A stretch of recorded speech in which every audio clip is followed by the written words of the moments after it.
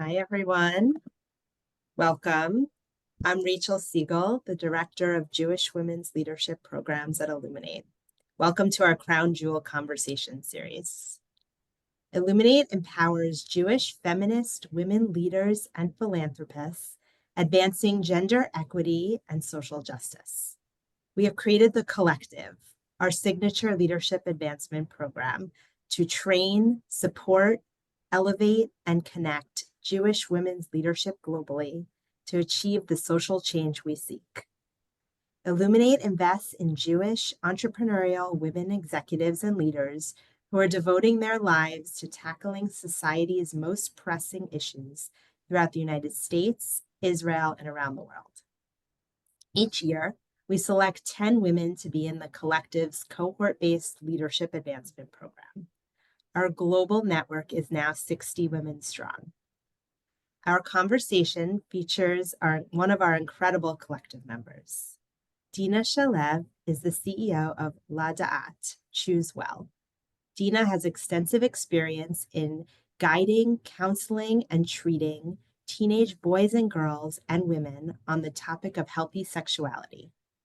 She also guides and lectures to a variety of audiences, including teachers, parents, and caregivers. Dina is a graduate of the Pathway Program for CEOs at Matan, Investing in Community. She holds a BA in psychology from Ben-Gurion University and an MSW from Hebrew University. Please write any questions you have in the chat, and we will do our best to incorporate them if time allows. To begin the conversation today, I'm pleased to introduce Illuminate's immediate past president, Rachel Weinstein. Thank you, Rachel. So happy to be here. And Dina, so happy to be speaking with you.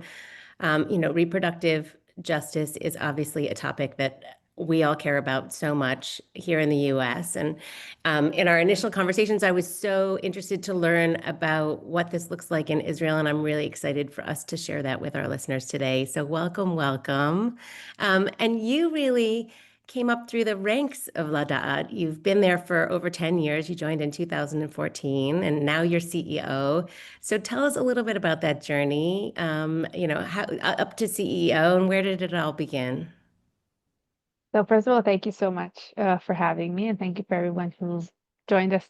I'm saying tonight for you today. So I've been in Adat for it's coming up for 11 years. As Rachel said, I did my BA in psychology in Ben-Gurion University, and then we moved to Jerusalem. And I was looking for something to do. I was taking a year off between my first degree and my master's, trying to figure out what I want to do with my life. And I wanted to work, just do dumb, I call it dumb work, like just a job. I wanted a regular job, and volunteer somewhere because I've been, this is after 3 years of working in a youth crisis center with children and after a very intense army service, also with youth at risk and being in the social field since I was about 16. So I kind of wanted to have a regular job, make some better money than I would in any NGO, and volunteer in something interesting. And I was then interested mostly in working with women. I wanted something feministic, and this organization came up that they were looking for volunteers, and it looked interesting. I didn't know anything about these topics. We were only a couple of years married at that time. I grew up in a religious background, so I didn't really know much about it. But I said, oh, this sounds really interesting. Let's go learn about this and volunteer. So I joined the volunteer staff November 2014, and I fell in love with it. And within a couple of months, I understood that this regular work is not for me. And I actually want to do this for a living. And I was lucky enough there was an opening in the position of counseling center manager. And even though I wasn't a social worker yet, they said, we can see this as the right fit for you. And I joined the staff. And as I was doing that for 4 years, I completed my master's in social work. And just as I finished my degree, the current CEO left and the board offered me the job, which I took gladly. I rose to the challenge. I was barely 30 at the time. And grew within within it. It's not necessarily what I was planning to do, but actually I think it was. And I was like, on the sidelines thinking of all the things I want to do if I ever got the power. So now that's where I am, making all my various dreams come true. Your board obviously recognized your potential, and you've certainly lived up to their hopes. Um, Before we can really understand the work of Ladat, I think it would be really important for us to understand what the reproductive laws are in Israel and, how they differ from those here in the US, because they're very different. hmm It's always an interesting conversation, like discussing the differences between the states and Israel. In Israel, especially when we talk about abortion rights, abortions are illegal by law. So the law is that it's illegal unless you qualify a few criteria, which we will soon discuss. And in order to get an abortion, you need to pass a committee that needs to approve your request to get an abortion. So this is only for for abortions, not for miscarriages. Miscarriages, again, as opposed to the states, in some states, it's considered medical. It's a completely different story. But if you want to have an abortion for any reason, in any stage of your pregnancy, you need to go through the committee. So the committee has 3 members. It's 2 doctors and a social worker. One doctor must be a gynecologist, and one of the members must be female. And the criteria, there's 4 criteria. It's actually the law that was made 1977. It hasn't changed since. There was a very good reform. Maybe we'll have time. We'll talk a little bit about the reform that was passed a couple of years ago, but generally speaking, this is the same law since it was made in the late 70s. So the first criteria is your age. If you're under 18 or over 40, you pass the committee. The second criteria is we call it the consequent, like the circumstances, your marital circumstances. So if you're single, divorced, or widowed, and also if it's a result of rape or incest or any criminal act. So that's the second criteria. And then there's 2 medical ones. So one is to do with the fetus, if there's any medical issue with the fetus, and one is to do with the woman, if there's any either physical or psychological risk to her well-being resulting because of the pregnancy. When the law was made, there was a 5th criteria, which was a social one. To do with if she can't, if their economic or social situation is too hard, but that was canceled immediately by the ultra-Orthodox parties in the Knesset at the time. So generally speaking, almost everyone will pass the committee. The statistics also show that over 99% of women do pass the committee. The only people who don't almost automatically pass the committee are married healthy women under 40. So if you're married and you don't have any medical reason, and you're under 40, then you don't pass the committee, and then you need to bring some sort of other proof or something to help you pass it. So this, up to a couple of years ago, till this reform, you had to either say that you got pregnant out of wedlock, and in most cases lie about the circumstances of the pregnancy, and then sometimes risk consequences, because we used to always say to women, it's better if you don't say that, because if one day you need to get divorced in Israel, the divorce system goes through the Rabbanut, through the religious entities, and then your husband can come and say, she was an adulteress. It can even prove it. She had an abortion. So, and then it's your word against his. So that's usually something we wouldn't recommend, even though it is an option for women and it's their right to choose that. The other option used to be to bring a letter from a psychiatrist saying that you have mental, it's distressing for you mentally, which is true if you have an unwanted pregnancy. But what the reform did, which also as Ladat, one of the things that we do is we do a lot of advocacy work, and we do it a lot of times as part of a coalition of organizations working together that we lead. We passed a reform, which one of the main things in the reform that was changed is that this letter that used to be just by a psychiatrist can now be issued by a social worker or a GP or a psychologist. So then us, all the social workers in Ladat, we're issuing letters weekly for women, and then they can go with this letter to the committee and pass it if they're married. So generally speaking, that's the law. Only hospitals that were chosen by the Ministry of Health can perform abortions. if an abortion is performed in a medical center which doesn't have a committee, this is an illegal abortion, and the doctor can face legal consequences. And abortions are, if you pass the committee, are fully funded for Israeli citizens. So this is also new from the past couple of years. It was used to be funded up to age 33 or for any medical reason, and now also over 33. So actually it means that any woman who passes the committee and wants to have an abortion is fully funded. So that's also good news. So it's interesting Incredible. because yeah, so politically it's not accessible. There are some barriers, especially when it comes to the committee, but also in another way, it is quite accessible, sometimes even more than places where it's completely legal. So Yeah. it's an interesting situation. Let me ask you just a few follow-up questions. I just want, this is, for lack of a better word, more, as you said, sort of in the elective category of abortion. But what about an emergency situation, like where a woman is having an emergency and she arrives at, let's say, a hospital? Does it have to go through a committee? No, she'll be treated. If there's already, for instance, there's no pulse or there's distress, if she's bleeding, you know, anything that's she's in risk, there's no need for a committee.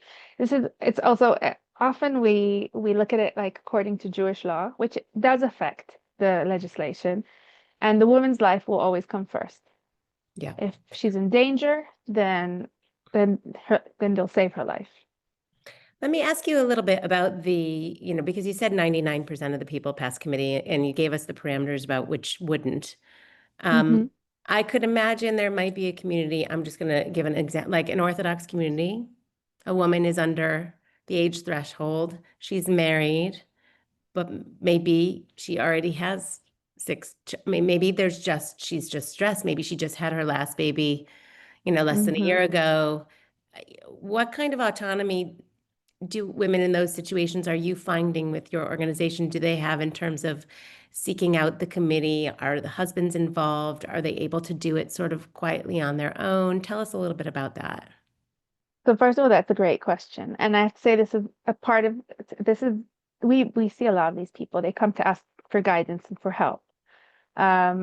Because first of all, by law, we don't have autonomy, any of us, because we do still need to have an outside body give us permission to, choose what we want to do with our lives. And when it comes to more, and this is also interesting, it's also for I think Orthodox and ultra-Orthodox is a great example. I think another example with the population we work with a lot is the Arab community and the Palestinian community, which also there, it's usually the more conservative and closed community it is, the harder it is culturally and socially to seek abortions and to even consider having an abortion. So often they'll come to us and they'll understand they actually do have options. Sometimes they won't tell their husbands if the husband isn't supportive, and a lot of times the husband is supportive, but they'll keep it very quiet. There's a lot of shame. And sometimes, for instance, they will be very scared to go through the medical system because there is a lot of confidentiality around abortion, but still, your doctor will see you're going to have to do stuff in like the HMO, the Kupat Cholim, get blood tests, get like all sorts of stuff, and then they'll be very worried for anyone in the community to find out. And then they often seek a private abortion. So this can be a legal private abortion in a private clinic and pay out of pocket a few thousand shekels. And sometimes if this is usually the case if they find us or have some knowledge of how things work, often they can be in a way used and by doctors who do private abortions illegally and charge a lot of money for it and do it like it's not back alley abortion. It's not like we imagine. It is usually in clinics. But they are also in risk because they're so scared because they're trying to hide it to go not get their right and get taken advantage of. Are those doctors, those OBGYNs who are providing those services privately, are they being prosecuted? I mean, no, not really. Yeah, I don't think ever in the history of Israel was a doctor prosecuted for maybe once for an illegal abortion. It really is unheard of. Gotcha. Yeah. So tell us, you said this law came into effect in 1977. Tell us about I mean, obviously it wasn't here when the state was created. What was the origin of this process? So I think so there's a few things. First of all, there were a lot of abortions in the beginning of the state. Um, this was an issue they were dealing with. There were a lot of abortions, a lot of unsafe abortions, very similar to things like where, if you know, like world history, it was similar in other places in the world. Because there wasn't contraception as accessible or as even like developed. So women were getting pregnant and were getting abortions. Women throughout history have been getting abortions. And what happened in Israel is that they could see it was getting out of hand and women were dying. And it was also, I think the legislators then thought it was excessive and then they wanted to regulate abortion. So they wanted to take control back or take control of the abortion situation in Israel. And by doing the committee, in the beginning, the objective of the committee was to prevent unnecessary abortions in Israel. So the motivation was less abortions. The motivation was catching women before and maybe persuading them not to have an abortion. Because there was a lot of talk about the demographics, the Jewish people after the Holocaust, we need to have as many babies as possible, and the Jewish state did not want abortions. But they understood that if they don't have control over it, then women are having more abortions than they would think. And this is the motivation. So the motivation wasn't even necessarily keeping women safe.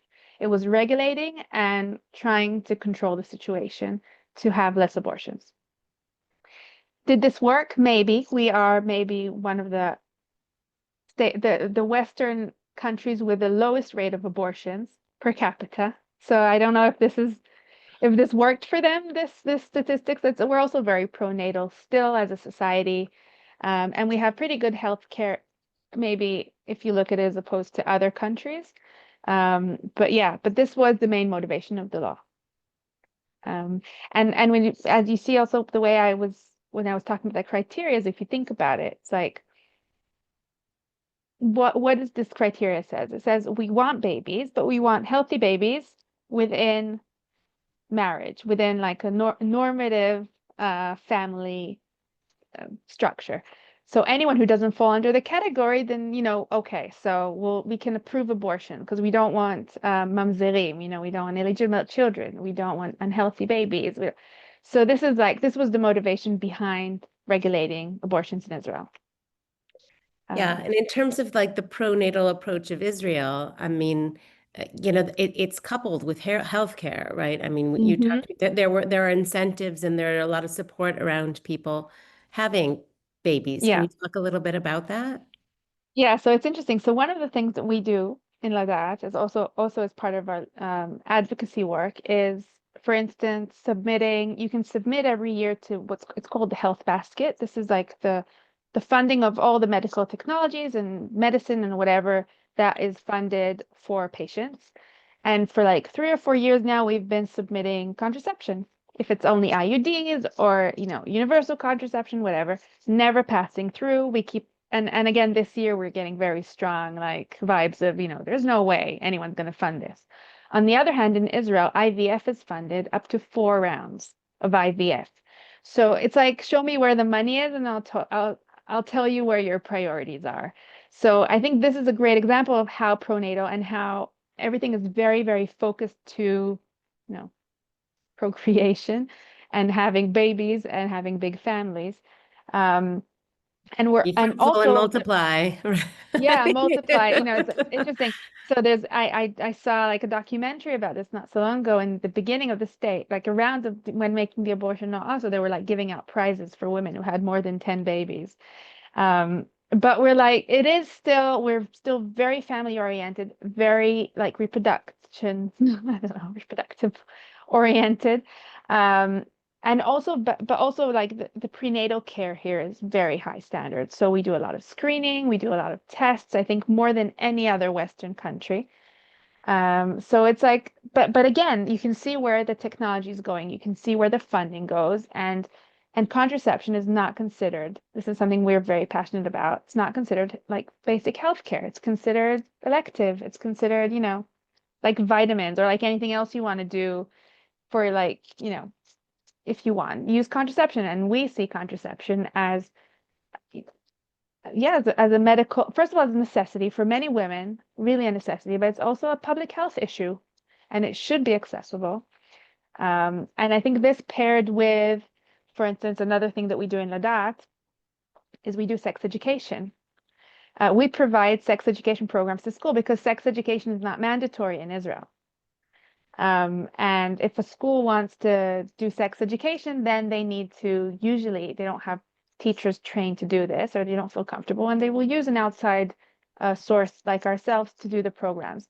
So again, if you ask me, the best way to prevent unnecessary abortions is invest in sex education and, contraception and the things that actually prevent abortion, and not regulation trying to shame women or, make it harder for them to access the healthcare they need. For sure.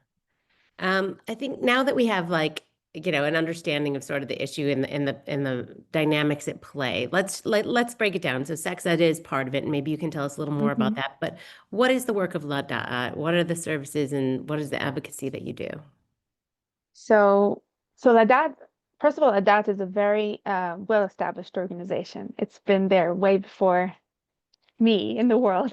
It was founded in 76, even before the law was formed, by a bunch of activists, mostly social workers and gynecologists and doctors, mostly from North America, who brought in the Planned Parenthood model into Israel and started in Jerusalem. It was always a Jerusalem organization, and it still is very much. We very much identify with being from Jerusalem, which is it's just a very interesting field to work in, because it is, on the one hand, the most conservative, maybe complicated city in Israel, but on the other hand, I believe that if you can make change happening in Jerusalem, you can do it anywhere.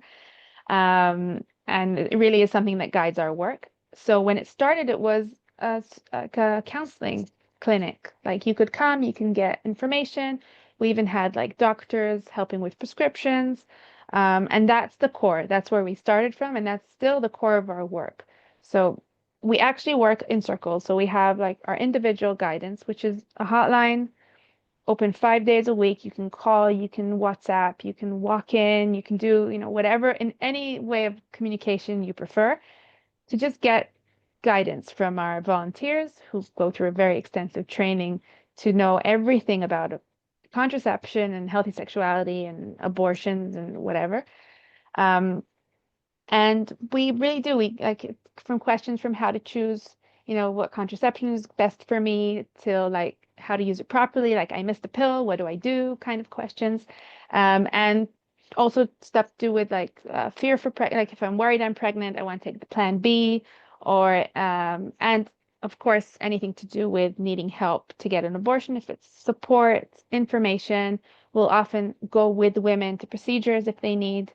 Especially teenagers, if they need, will usually have a much more like hand in hand, like going through everything with them, especially if there's no like adults involved, which often is the case.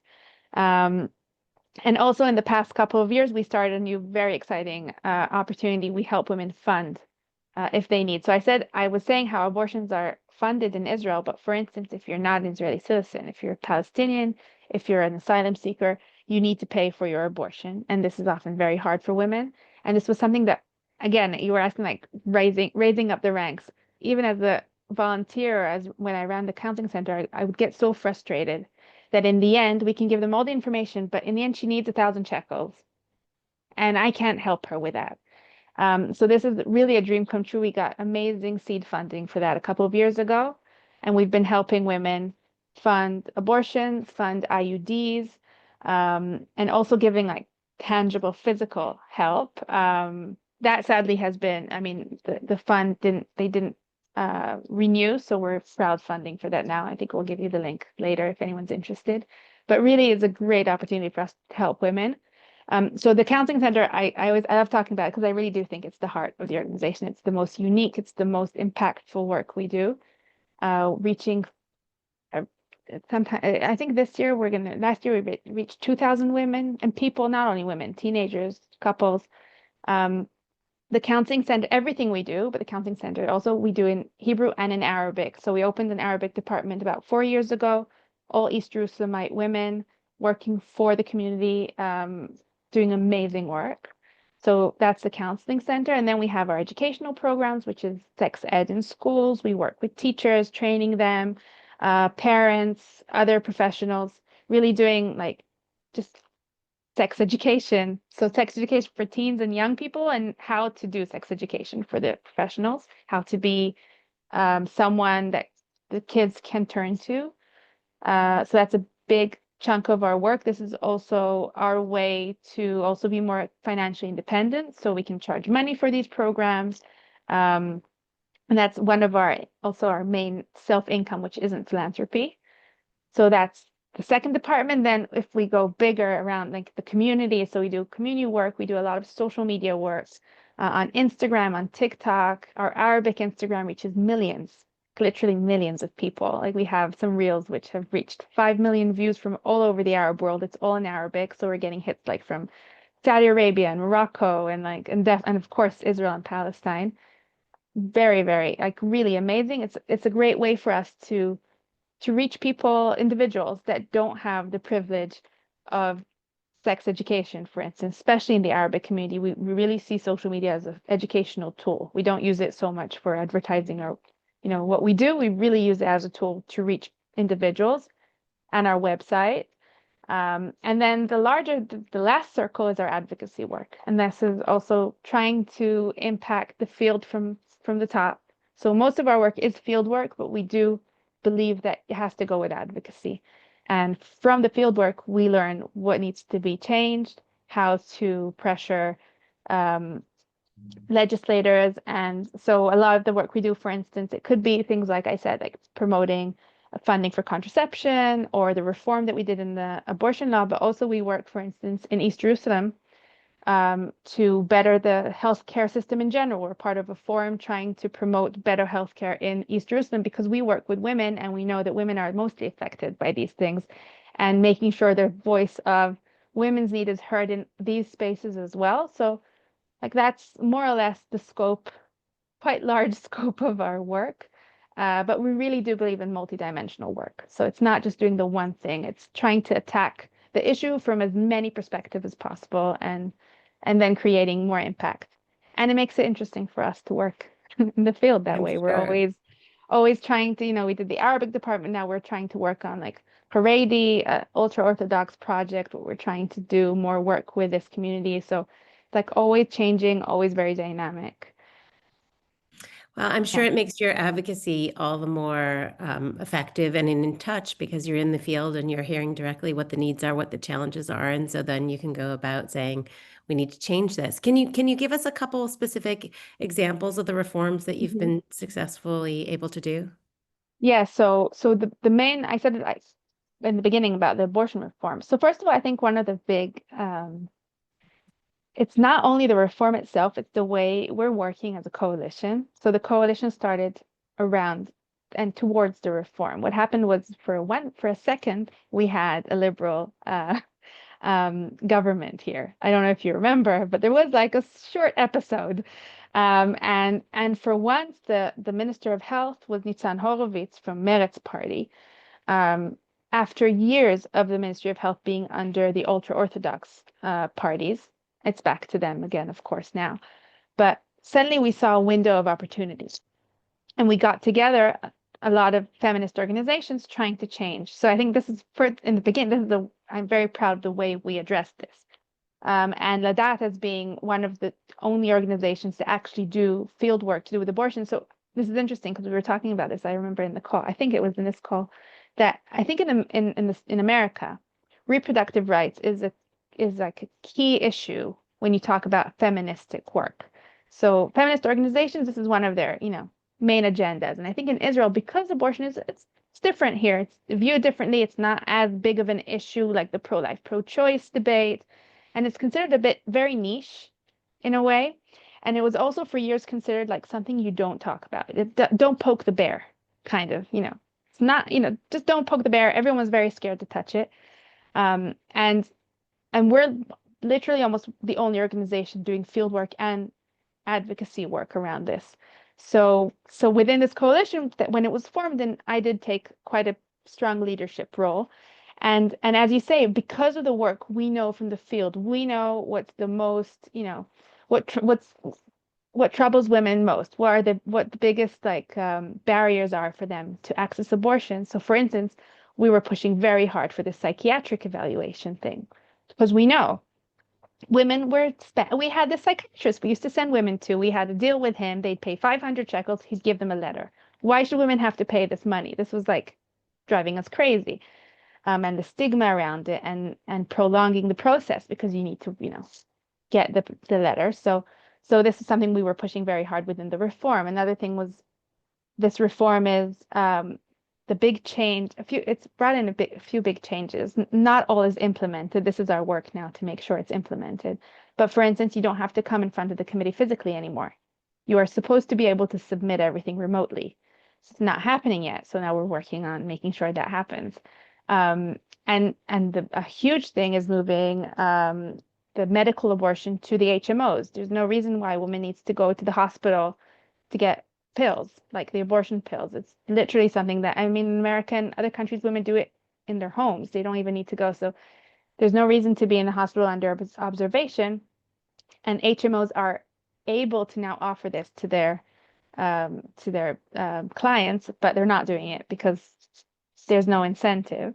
So we're working on that as well. So there's a lot of ongoing work. I think often you pass a bill or you do some sort of legislation work and, you have a win, but it's not enough just to pass it because we're monitoring it and we're seeing that most of it isn't happening. So now a lot of our work is to make sure that these things are actually moving along and happening. We're doing a big learning day for social workers in hospitals about the committee, working with them. So to make sure they understand and they're implementing the changes. So there's a lot of that. So I think that was a huge achievement. And we're very proud of this reform. It really changed the field. It's supposedly small. It's not changing legislation. We didn't manage to change the law itself or cancel the committees, but I think again, it's always a question when you, as field workers, I think if women here are, working in field work, you're always debating the big political statement as opposed to what's beneficial in the end to the woman itself. In the end, we made life easier for women. We didn't do the big political boom, but if we would have opened the legislation, opened the law, there would have been the risk of it being worse.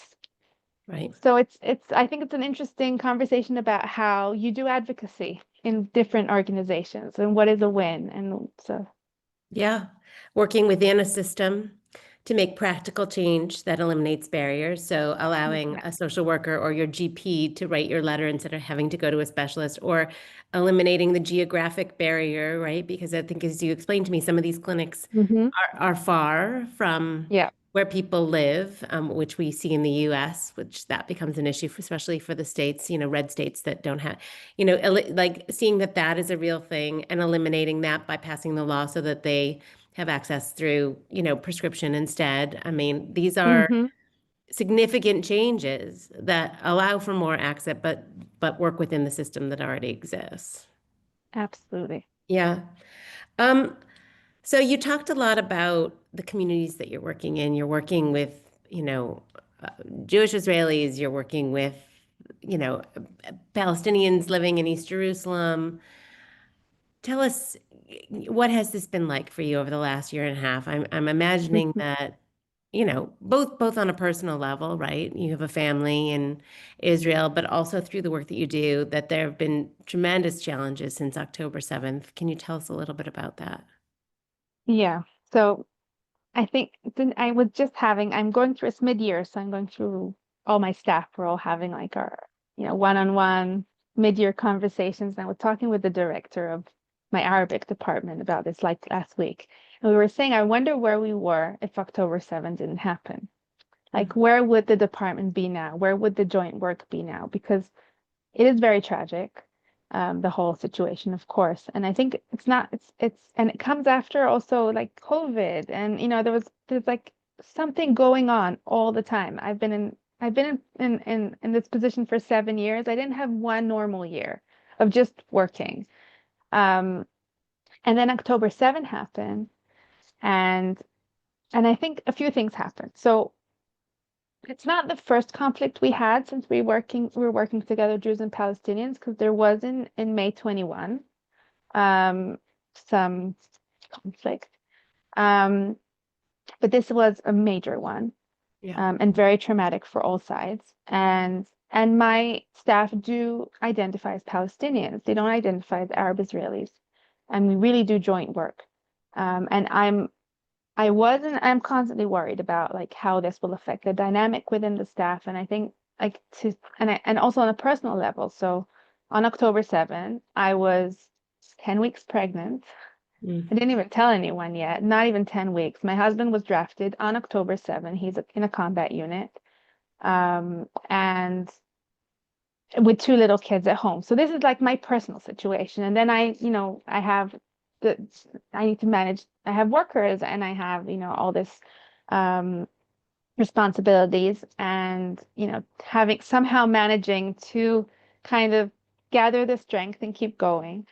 And this is like in a normal organization is hard. In a mixed organization is even harder because if we're all like, me, for instance, me and Bayan, who we love each other. We're so close, my Arabic department. I mean, she's been with me for years. She's like, and we're both looking towards Gaza in worry. And we're scared of what's happening there. But I'm scared because my husband's there, and she's scared because she has community and family members there. And it's an impossible situation. And we're also very used to in Israel to short-term conflicts. So, you muster your energy. It will take a couple of weeks, a couple of months is even unheard of. No one thought it would be this long and this painful. And we're still in the situation. We still have hostages. The war is still going on. My husband yesterday was drafted for yet another round of reserve duty. So he's already done 250 days, and now it's like out to the next 90 or so. So it's been tough. It's been a tough year. I went through pregnancy alone. For instance, so this is an interesting thing what happened after October 7th. So I was pregnant by myself. But third pregnancy, and I'm from the field, I know I'm okay. But as I was sitting in one of my early screenings, feeling very sorry for myself for doing this by myself.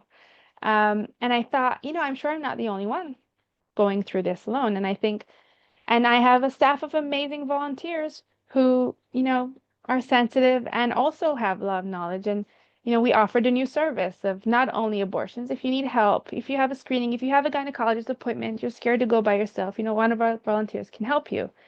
So this, like for the Jewish staff, this was what they were doing. And for the Arab staff, the Palestinian one, it was also a matter of being able to commute because borders were closed. East Jerusalemites were scared to leave their homes. So can we come pick you up and take you wherever you need to go, kind of. So there was a lot of like also reacting to what was happening, but also with this ongoing conflict. So a lot of, I say, the way we dealt with it in my staff and various organizations deal with these things in different ways.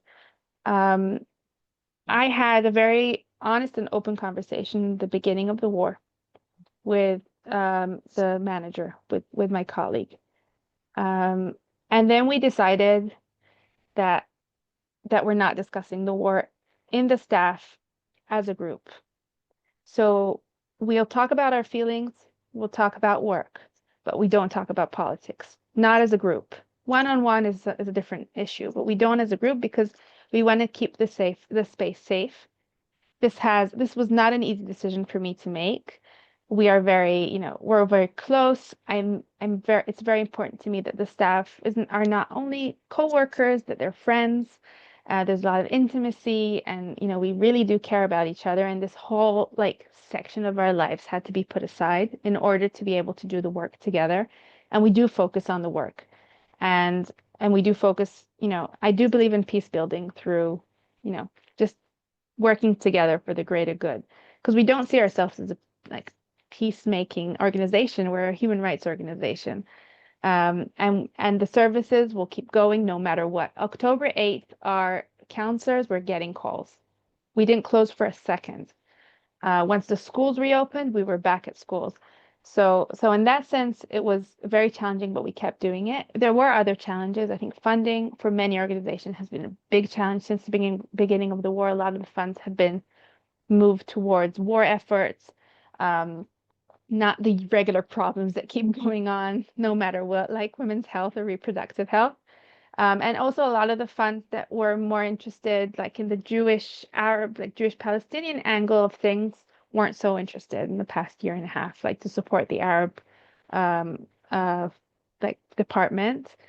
Um, and also other issues like we were helping women come in from the West Bank to get abortions. We were funding abortions for women coming in from Ramallah, from Shechem, from Nablus, because in the Palestinian territories, abortions are illegal. And these women don't have access to Israel right now, not since the war. So it's much harder for them to come in. So it was much harder for us to be able to help them. Um, so yeah, so all this together, just with organizational challenges, like for instance, being a single mother for a majority of the past year and a half. I had another one of my workers, her husband was drafted. One of my workers was drafted herself to reserve duty and was in for a few months. And so also having to, most of my male counselors were in reserve duty. We didn't have like for the sex education programs. So there's a lot going on. It's been very, very challenging. We've been very privileged. And I have to say that when I'm asked like how did you get through this time or how are you? So the work is actually one of the reasons, like one of it's my superpower. It's what keeps me going. I love my work. I love doing what we do. We love coming. We get together and it gives us meaning. And in a world where we're very, we have no real control over what's happening, and it's very frustrating, especially for those of us who believe in peace and equality and strive for a better world. And so in our field we can make a difference, and that's like what we try to focus on. I try to focus on. So yeah, so that's one of the things. And I think little kids is also a good way to deal, because it's hard on one hand, but then on the other hand, you just have to do. You have to wake up in the morning, you have to take them to school, you have to drop everything and go pick them up at 4 o'clock, and and they're interested in what kids are interested in, thank God. So it's also a Yes. great way. They are a gift. They force you to be present for sure. And Absolutely. I couldn't agree with you more. I think purpose, right? It's our North Star that keeps us focused, and I think creates that bond like you were talking about between people, which is amazing. But look, I have to say, Dina, because we've seen it here in the US. I mean, the prolonged nature of crisis that you have been enduring as a human and then also as a leader of an organization. I mean, there are so many not-for-profit CEOs who said going through COVID, the 2 years of COVID, let's say, was like leading an organization for 7 years. It's exhausting. So it's really incredible that you have had the energy to do this, to keep and pushing and growing while also looking after three little ones, often by yourself. I mean, it is super heroic. And I think it's what it inspires us so much about you.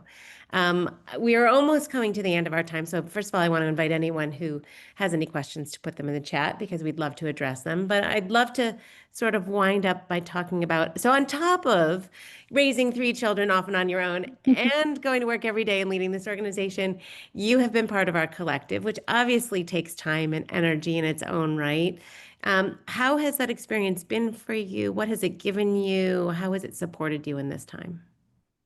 So I have to say, first of all, it's been a very positive experience. And I think it was like I've been wanting to get into it wasn't my first attempt to get into the cohort.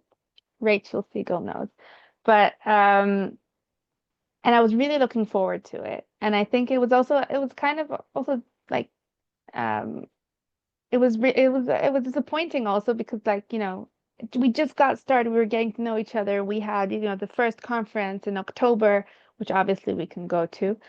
And but then I think first of all being it's very hard to make space for yourself. You were saying how hard it is, it's very lonely being a leader. It's very, hard. And I think first of all, Illuminate was a space. I had to stop everything and connect and the world will wait outside, and I have a couple of hours to myself to learn and to just connect with other amazing women and kind of like talk about myself, talk about our own development. And so that was amazing, and I think and it did create a space for us, and I think it was also being seen. And I think everyone was very worried about us here, and now it's kind of like we're still worried about us, but now we're also looking at you guys like, oh, we're so worried about you too. Kind of, we're all together in this messy world. So I think having like the opportunity to connect with other amazing, amazing women and learning from them and learning from from Illuminate itself, from Ruth, from it's like it's been a privilege. And I even got and I got to go to the States for a week by myself. That was the height of my so only this May was the first time I was able to come physically because October was the war, and then I had the baby, so I can come. So finally I made it, and I think that was even more like so special to meet people in person. It was just I loved it. I'm loving this experience. I'm still loving. It's not past tense yet, even though I'm coming towards the end of the 2 years. It's really been a great opportunity. And I think also like getting out of our own box and things that are interested, that we know here, and getting to know what's happening in the States, in my field and in other fields, has been amazing. Well, first of all, you will always be part of our network, and you will always be part of Illuminate. So even though maybe the learning, this immediate learning curriculum experience will be coming to an end, your relationship with us will definitely not. I just sort of wanted to ask you about one extra piece, because our jewels who are based in Israel we've wanted to give you an extra layer of support during this time. So in addition to your cohort of 10 that you meet with, on a regular monthly basis, that's a mixture of organizations from the US and Israel, we've created another opportunity for all of you who are in Israel across all Yeah. 6 years, so outside, inter cohorts, to also be together. Can you talk a little bit about what that's been like? So for me, it's been really, I mean, some I knew before. The finance field is not a big field in Israel. We kind of know each other. But there were some that I didn't know, and I was like looking up to, because I'm slightly younger from some of them, and it was a great like chance to meet these amazing women. And I think the more we get to know each other, I think it had more effect. So it was also again giving us a space. But I also think it's like a cultural thing, being able to also have a space within Illuminate in which we are more culturally like comfortable speaking Hebrew and our inside jokes. I think often you see it also in the collective. We kind of like sometimes need to work hard on breaking apart and like mixing, because it is a cultural thing, and it gives us a space, and it's also like also very practical. We can collaborate. We can actually collaborate with each other, and it's giving us a network, which is also a support system, but also a way for us to create change together. And there's already things like in the making. There's also a few things in the States I want to do with my colleagues from there. But I think and I look for spaces for like all these CEO programs. I'm always looking into them because I think you need perspective, and you're often very, very like in your own world, and things that you're like dealing with, and suddenly hearing what other people are dealing with, getting advice, sharing, has been so important for us. So and you pick amazing women, so it's a great group to be part of. Well, when we have women like you to choose from, our job is made much easier. So thank you so much, Dina, for sharing about your work, about this issue, about life in Israel over the last 18 months. We are so inspired by all that you do, and we're so looking forward to welcoming you back to the States sometime soon. Thank So I'm going to welcome Rachel Siegel back to join us. Just trying to unmute. Wow. I echo everything that Rachel just said. Thank you so much, Dina, for sharing your story, your personal and professional journey with us, and the important work that you do. We're so proud to support your leadership and so glad to have you in our collective program. And thank you, Rachel, as always, for leading us through this wonderful conversation. We're putting some links in the chat so that you can learn more about Dina's work at La Da'at and support her and support Illuminate. We hope that you will stay in touch with us so that you will learn more about the next event in this series, as well as other upcoming events at Illuminate. Thank you for joining us today. We look forward to seeing you soon.